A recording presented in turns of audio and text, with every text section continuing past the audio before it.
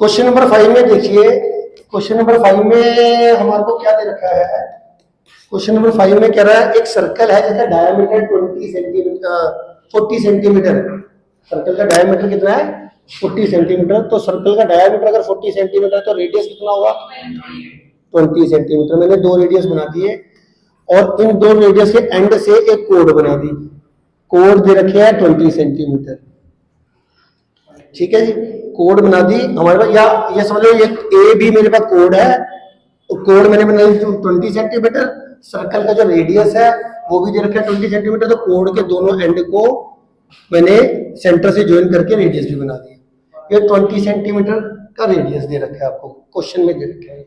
तो आपको गिवन क्या है, एक तरीके से गिवन आपको डायमीटर दे रखा था 40 सेंटीमीटर और रेडियस कितना आ जाएगा उस हिसाब से 20 सेंटीमीटर।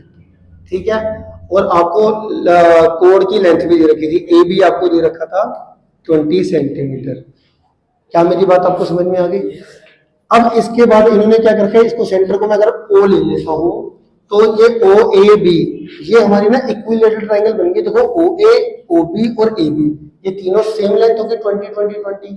तो हमारे पास O A B is equal to O B is equal to 20 centimetre आ गया।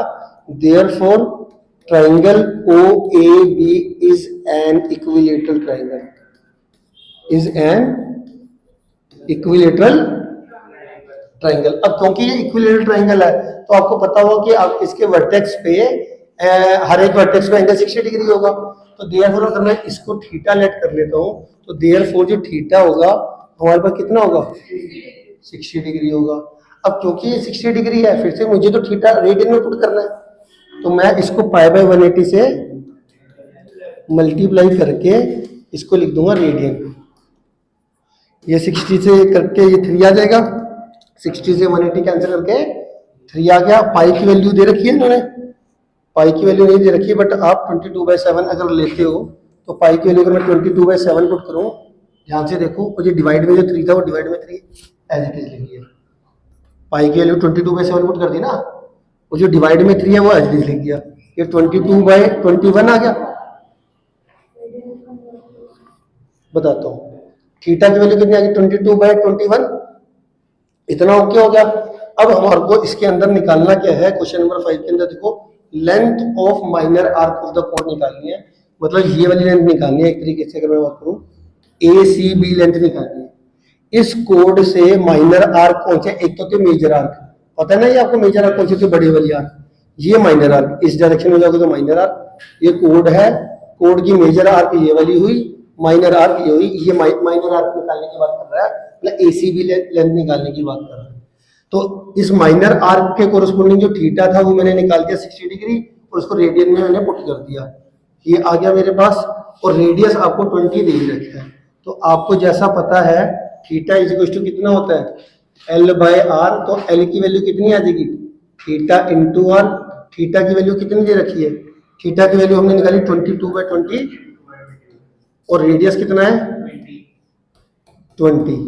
वैल्यू पुट करके इसका आपका आंसर आ जाएगा, ये 440/21 सेंटीमीटर लेंथ ऑफ आर्क आ गई। ठीक है जी, इसका आंसर में जो ये वाला क्वेश्चन है ये तो मैंने पाई की वैल्यू अपनी आप 22/7 पुट कर दी है। वैसे अगर मैं बात करूं क्योंकि इसमें कोई इस क्वेश्चन में पाई की वैल्यू नहीं गिवन थी, अगर पाई की वैल्यू नहीं गिवन होती तो पाई की वैल्यू ये नहीं पुट करते। तो अगर मैं पाई की वैल्यू ना पुट करूं तो यहाँ पे कितना आ गया था मेरा, जरा अगर मैं इधर की बात करूं यहाँ से तो यहाँ पे हमारा कितना आ जाएगा π/3 रेडियन आ गया। हमने पाई की वैल्यू 22/7 पुट करी थी ना, मैंने पाई की वैल्यू पाई रहने दी क्योंकि पाई की वैल्यू हमें क्वेश्चन में स्पेशली मेंशन नहीं है कि पाई की वैल्यू 22/7 पुट करनी है। थीटा की वैल्यू कितनी आ गई π/3। अब हमारे को क्या होता है relation, we know L is equal to r theta, r की वैल्यू कितनी थी 20 और थीटा कितना है π/3, 20 π/3 ये आपका सेंटीमीटर आ गया। अगर आपने ये थीटा की वैल्यू लग रही पाई के लिए 22/7 दे देते तो हमारे को पाई के लिए 22/7 जैसे मैंने करके दिखाया है वैसे करना है। मैं आपको बता रहा हूँ कि कब करना है। करना कब है, अगर पाई की वैल्यू क्वेश्चन के अंदर अगर आप देखो स्पेशली आगे दे रखी थी पाई के लिए 22/7 पुट करनी है, अगर दे रखी है तो पुट करना है, नहीं दे रखी तो नहीं पुट करना, साफ सुथरी बात है।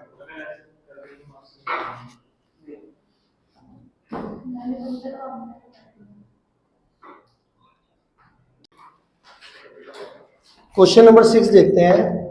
क्वेश्चन नंबर 6 के अंदर क्या कहता है, if in two circle arc of same length subtend angle 60 degree and 75 degree at the centre. Subtend देखो वो कह रहा है कि दो सर्कल है जिनका लेंथ ऑफ आर्क सेम है, इसकी भी एल ले लेते हैं लेंथ ऑफ आर्क, एक और सर्कल है उसकी भी लेंथ ऑफ आर्क सेम ले लेते हैं एल एल, ठीक है।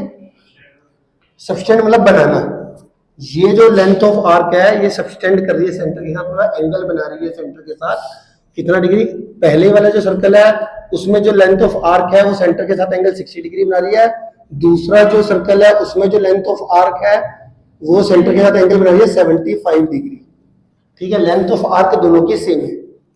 अब ये हमारे को कह रहा है कि इन दोनों सर्कल की रेडियस की रेशियो निकाल दो। पहले वाले सर्कल का रेडियस मैं r1 ले लेता हूँ, दूसरे वाले सर्कल का रेडियस r2 ले लेता हूँ, ठीक है। मतलब r1/r2 निकालना है, रेडियस की रेशियो निकालनी है r1/r2। क्या मेरा क्वेश्चन समझ में आ गया आपको? दो सर्कल हैं, दोनों सर्कल की जो लेंथ ऑफ आर्क है वो सेम है, लेंथ ऑफ आर्क सेंटर के साथ पहले वाले सर्कल में 60 डिग्री और दूसरे एंगल में दूसरे सर्कल के अंदर जो लेंथ ऑफ आर्क है वो सेंटर के साथ 75 डिग्री एंगल बना रही है। हमें दोनों सर्कल के रेडियस की रेशियो निकालनी है, मतलब r1/r2 निकालना है, दोनों सर्कल के रेडियस की रेशियो मतलब r1/r2, ठीक है जी। तो हमने लेट कर लिया, let r1 and r2 be the radii of two circle